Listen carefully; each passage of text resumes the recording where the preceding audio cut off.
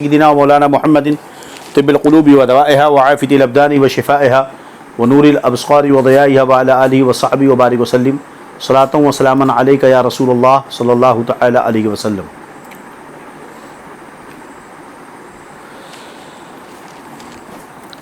انبیاء کرام سے متعلق جو عقائد رکھنے چاہیے اسی پر گفتگو چل رہی تھی۔ یہ کہ نبوت کسبی نہیں ہے،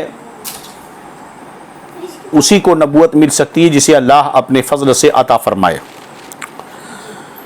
اور یہ کہ نبی ہر قسم کے اخلاق رذیلہ سے، گندے اخلاق سے پاک و صاف ہوتا ہے، تمام بلند و بالا اخلاق سے مزین ہوتا ہے، تمام مدارج ولایت کو وہ طے کر لیتا ہے، اور اپنی ہر حرکت میں، ہر عمل میں، ہر بات میں ان ساری چیزوں سے پاک و صاف ہوتا ہے جو باعث نفرت ہوں۔ اسی طرح یہ بھی عقیدہ رکھنا ضروری ہے کہ جو شخص نبی سے نبوت کا زوال جائز جانے کافر ہے، یعنی کہ نبی سے نبوت کبھی بھی زائل نہیں ہو سکتی، ولی سے ولایت تو سلب ہو سکتی ہے مگر نبی سے نبوت زائل نہیں ہو سکتی۔ جو شخص یہ عقیدہ رکھے کہ کسی نبی سے اس کی نبوت زائل ہو جائے گی، یعنی ختم ہو جائے گی یا چھین لی جائے گی، ایسا شخص اگر عقیدہ کوئی رکھے تو ایسا شخص کافر ہے۔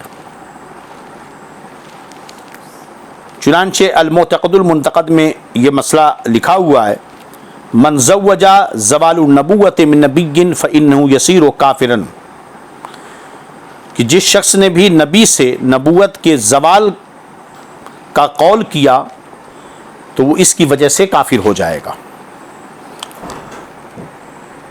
اور یہ بھی عقیدہ رکھنا ضروری ہے، ظاہر سی بات ہے کہ کسی نعمت کے زوال کا سبب ناشکری یا گناہوں کا ارتکاب اللہ عز و جل کی نافرمانی ہے، اور جب نبی سے نبوت کا زوال ممکن نہیں ہے تو اس کا مطلب یہ ہے کہ اس سے کسی بھی قسم کا عمل خلاف شرع یعنی گناہ کا ارتکاب نبی کے لیے محال ہوگا، اور اس کے لیے نبی کا معصوم ہونا ضروری ہے۔ اسی لیے یہ عقیدہ رکھنا ہوگا کہ جو نبی ہوگا وہ گناہوں سے معصوم ہوگا۔ چنانچہ صدر الشریعہ رضی اللہ تعالی عنہ نے یہ عقیدہ بیان فرمایا کہ نبی کا معصوم ہونا ضروری ہے، نبی کا معصوم ہونا ضروری ہے۔ یہ بہار شریعت میں عقیدہ نمبر 16 ہے کہ نبی کا معصوم ہونا ضروری ہے، اور یہ عصمت یعنی معصوم ہونا، گناہوں سے معصوم ہونے کا جو مسئلہ بیان کیا گیا، عصمت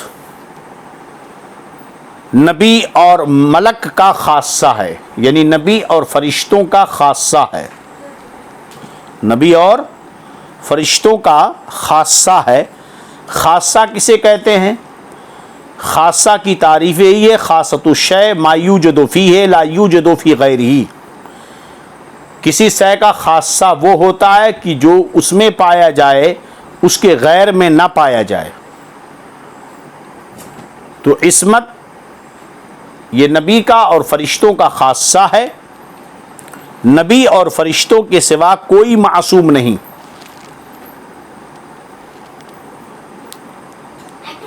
چنانچہ المعتقد المنتقد میں یہ ہے، وَهِيَ مِنْ خَصَائِصِ النَّبُوَّةِ عَلَى مَذْهَبِ أَهْلِ الْحَقِّ، اہل حق کا مذہب یہ ہے کہ عصمت یہ نبوت کے خصائص میں سے ہے،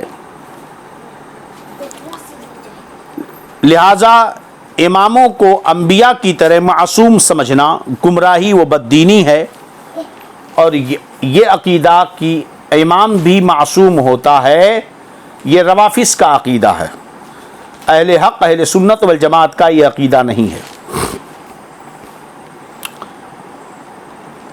اب یہ عصمت انبیاء کا مطلب کیا ہے؟ فرماتے ہیں عصمت انبیاء کی یہ معنی ہے کہ ان کے لیے حفظ الہی کا وعدہ ہو لیا کہ اللہ رب العزت نے ان کو گناہوں سے محفوظ رکھنے کا وعدہ کر لیا ہے اپنے ذمہ کرم پر، جس کے سبب ان سے صدور گناہ شرعاً محال ہے، جن سے اب جب اللہ تعالیٰ نے ان کی حفاظت کا وعدہ کر لیا، اپنے ذمہ کرم پر لے لیا ہے، تو اب شرعاً ان سے صدور گناہ کیا ہے؟ محال ہے۔ عقل تو یہ چاہتی ہے کہ جب وہ نبی ہیں، انسان ہیں، تو ان سے گناہ ہونا چاہیے، لیکن شرعاً یہ محال ہے۔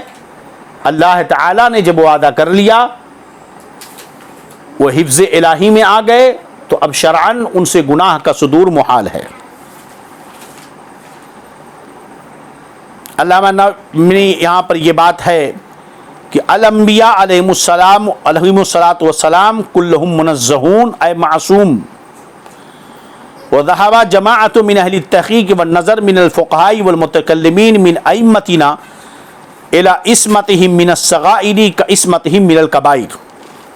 یہاں ہم ایک مسئلے کی وضاحت کرنا چاہتے ہیں کہ نبی ہر گناہ سے معصوم ہوتا ہے، چاہے وہ گناہ کبیرہ ہوں، چاہے وہ گناہ صغیرہ ہوں، اور یہی حکم جو ہے فرشتوں کا بھی ہے۔ چنانچہ سیدی اعلیٰ حضرت رضی اللہ عنہ نے بھی اس بات کی تصریح فرمائی کہ بشر میں انبیاء علیہ السلام کے سوا کوئی معصوم نہیں ہے۔ پیچھے بات ہو چکی کہ اولیاء کرام عرفاء یہ محفوظ ہیں مگر معصوم نہیں ہیں۔ چلیے فرماتے ہیں بخلاف ائمہ و اکابر اولیاء کہ اللہ عز و جل انہیں محفوظ رکھتا ہے، ان سے گناہ ہوتا نہیں، مگر ہو تو شرعاً محال بھی نہیں، مگر ہو تو شرعاً محال نہیں، ہوتا تو نہیں، اللہ نے محفوظ کر رکھا ہے، مگر اگر ہو جائے تو شرعاً یہ محال نہیں ہے۔ اب یہ مطلب یہ فرق یہاں یہ ہوگا کہ اگر کسی ولی سے کوئی گناہ سرزد ہو جائے تو یہ اس کی ولایت کے منافی نہیں ہے، اور اگر کسی سے جو نبی ہو اور اس سے گناہ سرزد ہو تو چونکہ گناہ نبوت کے منافی ہے، تو جو نبی ہوگا اس سے گناہ نہیں ہوگا، اور جو گناہ کرے گا وہ نبی نہیں ہو سکتا۔ اسی طرح یہ بھی عقیدہ رکھنا ضروری ہے کہ انبیاء علیہم السلام شرک و کفر اور ہر ایسے امر سے جو خلق کے لیے باعث نفرت ہو، یعنی ایسا معاملات جو جس سے مخلوق کو نفرت پیدا ہوتی ہے، لوگوں کو دیکھ کر نفرت پیدا ہوتی ہو، جیسے کذب، خیانت، جہل، جھوٹ بولنا، یہ قوم میں بہت عیب سمجھا جاتا ہے۔ خیانت بہت بری چیز ہے، جہل اچھی چیز نہیں۔ کہتے ہیں جیسے کذب، خیانت، جہل وغیرہ صفات ذمیمہ سے، نیز ایسے افعال سے یعنی ایسے کام سے جو وجاہت اور مروت کے خلاف ہوں۔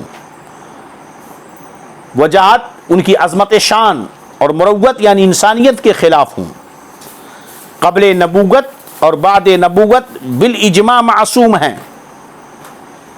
نبوت سے پہلے بھی ان سے وجاہت و مروت کے خلاف کام نہیں ہوگا، شرک و کفر نہیں، کذب و خیانت و جہل نہیں پایا جائے گا۔ اسی طرح اعلان نبوت کے بعد بھی اور کبائر سے بھی مطلقاً معصوم ہیں کہ ان سے گناہ کبیرہ نہ قبل نبوت نہ بعد نبوت کبھی نہیں ہو سکتا۔ آگے فرماتے ہیں اور حق یہ ہے کہ تعمد صغائر سے بھی قبل نبوت اور بعد نبوت معصوم ہے۔ تعمد صغائر سے بھی یعنی صغیرہ گناہوں کو جان بوجھ کر کرنے سے بھی قبل نبوت اور بعد نبوت معصوم ہیں۔ اب یاد رہے کہ یہ صغیرہ جو یہاں کہا گیا، صغیرہ سے گناہ وہ ہم جیسے ہمارے گناہ صغیرہ نہیں مراد ہوتے ہیں، یہاں یہ کہ وہ عمل جو ان کی شان کے لائق نہیں تھا، یعنی کہ جو خلاف اولا ہوں، یا یہ کہ نبی سے کوئی ایسا عمل ہوا جس کے بارے میں اللہ عز و جل کی طرف سے منع وارد نہ ہوا ہو اور نبی نے وہ فعل کیا ہو اور بعد میں منع وارد ہو گیا، تو جو صغائر کہا جاتا ہے مراد اس سے وہ ہیں۔ تو جہاں پر گناہ کی تعبیر گناہ صغیرہ کی جاتی ہے، وہ ایسے عمل جن کے منع پر اللہ کی طرف سے کوئی حکم نہ ہو اور نبی اسے کرے اور بعد میں اس سے منع کر دیا جائے، تو صورتاً معاملہ یہ ہے کہ جب وہ کام صحیح نہیں تھا تب تو اللہ نے منع کیا، لیکن حقیقت میں وہ گناہ نہیں ہے، کیونکہ جب منع نہیں تھا تو گناہ کیسے ہوا؟ حکم کی خلاف ورزی، گناہ کسے کہتے ہیں؟ اللہ کے حکم کی خلاف ورزی کو گناہ کہتے ہیں، اور جب اللہ نے منع نہیں کیا تو وہ گناہ ہوا نہیں، تو صورت اس کی گناہ کی ہوئی مگر حقیقت میں وہ گناہ نہیں ہے۔ اس فرق کو ذہن میں محفوظ رکھا جائے۔ چلے اگلا عقیدہ، اللہ تعالیٰ نے انبیاء علیہ السلام پر بندوں کے لیے، ہاں یہاں یہ بتا دیں کہ اماموں کو لہذا حضرت ابوبکر صدیق، چاہے اماموں میں چاہے امام ابوبکر صدیق ہوں، عمر فاروق ہوں، عثمان غنی ہوں، علی مرتضیٰ ہوں، یا ائمہ اہل بیت ہوں، یہ سب کے سب یہ محفوظ عن الخطا ہیں، معصوم عن الخطا نہیں، چاہے وہ ازواج مطہرات ہوں، چاہے وہ اہل بیت ہوں، فاطمۃ الزہرا رضی اللہ تعالی طیبہ طاہرہ جگر گوش رسول، سیدۃ النساء اہل الجنہ سیدتنا فاطمۃ الزہرا رضی اللہ تعالی عنہا ہوں، یا اہل بیت اطہار ہوں، یا اکابر صحابہ کرام ہوں، قطب ہوں، اولیاء ہوں، اغواث ہوں، اوتاد ہوں، صرف اور صرف انبیاء اور ملائکہ معصوم ہیں، بقیہ سب کے سب محفوظ عن الخطا ہیں۔ معصوم عن الخطا صرف اور صرف اہل سنت والجماعت کے نزدیک انبیاء کرام اور فرشتے ہیں۔ یاد رہے اگر اجتہاد میں خطا ہو تو اسے خطا اجتہادی کہیں گے، کسی کا کسی مسئلے میں خطا کر جانا تو یہ کہا جائے گا کہ فلاں سے فلاں مسئلے میں خطا ہوئی ہے، مگر اسے خطا کار نہیں کہا جائے گا۔ لہذا باغ فدق کے مسئلے میں سیدتنا فاطمۃ الزہرا رضی اللہ عنہا کا اپنے اجتہاد سے حضرت ابوبکر صدیق رضی اللہ تعالی عنہ سے باغ فدق مانگنا، یہ اجتہادی خطا تھی، وہ خطا وار نہیں تھی۔ اگر کوئی کہے ان سے خطا اجتہادی ہوئی تھی تو یہ صحیح ہے، مگر خطا وار تھی یہ نہیں کہنا چاہیے، یہ گستاخی ہے۔ اس بات کو ذہن میں محفوظ رکھیں۔ البتہ شیعہ روافض کا یہ عقیدہ ہے کہ وہ ائمہ اہل بیت کو بھی معصوم عن الخطا مانتے ہیں، اور ان کا یہ عقیدہ گمراہی ہے، اہل سنت والجماعت کے خلاف ہے۔ اسی طرح وہ لوگ بھی خطا پر ہیں جو لوگ انبیاء کرام سے گناہ کے وقوع کو جائز مانتے ہیں، کیونکہ نبی کے لیے گناہ محال ہے۔ جب اللہ تعالیٰ نے انہیں گناہوں سے معصوم رکھنے کا وعدہ کر لیا تو اب ان سے خطا کا واقع ہونا وعدہ الہی کے خلاف ہوگا اور یہ نبوت کے منافی ہوگا۔ چلیے اگلا عقیدہ، اللہ تعالیٰ نے انبیاء علیہ السلام پر بندوں کے لیے جتنے احکام نازل فرمائے انہوں نے وہ سب پہنچا دیے ہیں، کچھ بھی باقی نہیں رکھا، سب پہنچا دیا۔ جو یہ کہے کہ کسی حکم کو کسی نبی نے چھپا رکھا تقیہ یعنی خوف کی وجہ سے یا کسی اور وجہ سے نہ پہنچایا، کافر ہے۔ لہذا جو شخص یہ عقیدہ رکھے کہ ہمارے نبی صلی اللہ علیہ وسلم نے معاذ اللہ کچھ احکامات کو چھپا لیا، نہیں بتایا، ایسا شخص کافر ہے۔ ہمارے نبی کے بارے میں عقیدہ رکھے یا کسی بھی نبی کے بارے میں عقیدہ رکھے، جتنے احکام تبلیغ کے لیے اللہ نے انبیاء کو دیے، انبیاء کرام نے سارے احکام بندوں تک پہنچا دیے ہیں، کوئی حکم کو چھپایا نہیں، نہ تقیتاً اسے خوف کی وجہ سے یا کسی اور وجہ سے روکا نہیں، بلکہ بندوں تک پہنچا دیا ہے۔ لہذا اس کے خلاف عقیدہ رکھنے والا کافر ہے۔ جیسا کہ شیعہ یہ عقیدہ رکھتے ہیں کہ معاذ اللہ ہمارے نبی صلی اللہ علیہ وسلم نے بعض احکامات چھپائے اور نہیں بتایا، لہذا وہ اس عقیدے کی وجہ سے جو لوگ ایسا عقیدہ رکھتے ہیں کافر ہیں۔ اگلا عقیدہ، احکام تبلیغیہ میں انبیاء سے سہو اور نسیان محال ہے، یعنی وہ احکام جو تبلیغ کے ہیں، جو بندوں تک پہنچانا ہے، اس میں انبیاء کرام سہو سے یعنی بھول جانے سے اور نسیان سے پاک ہیں، ان کے لیے محال ہے کہ ان پر احکام تبلیغیہ میں نسیان واقع ہو۔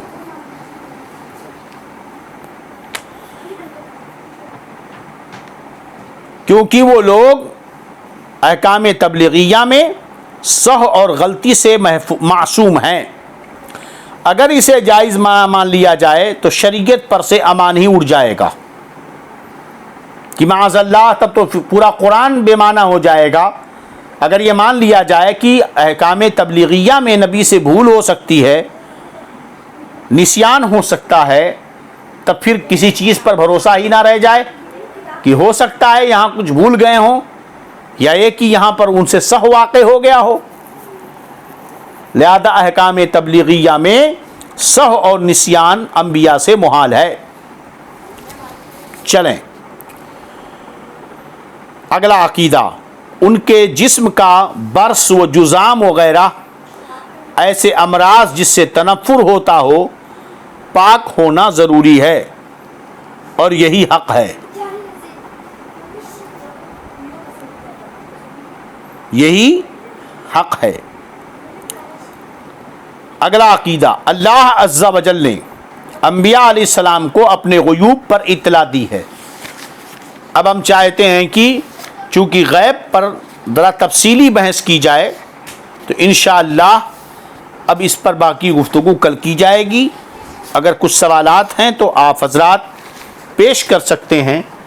اللہ رب العزت دارین کی سعادتوں، برکتوں، رحمتوں، نعمتوں سے مالا مال فرمائے، اور خصوصاً حضور صدر الشریعہ رضی اللہ تعالی عنہ کا فیضان بابرکت ہم سب پر عام و تام فرمائے، آمین یا رب العالمین۔ السلام علیکم ورحمۃ اللہ وبرکاتہ۔ اشہد ان لا الہ الا اللہ واشہد ان محمدا عبدہ ورسولہ، استغفر اللہ ربی من کل ذنب واتوب الیہ۔ السلام علیکم۔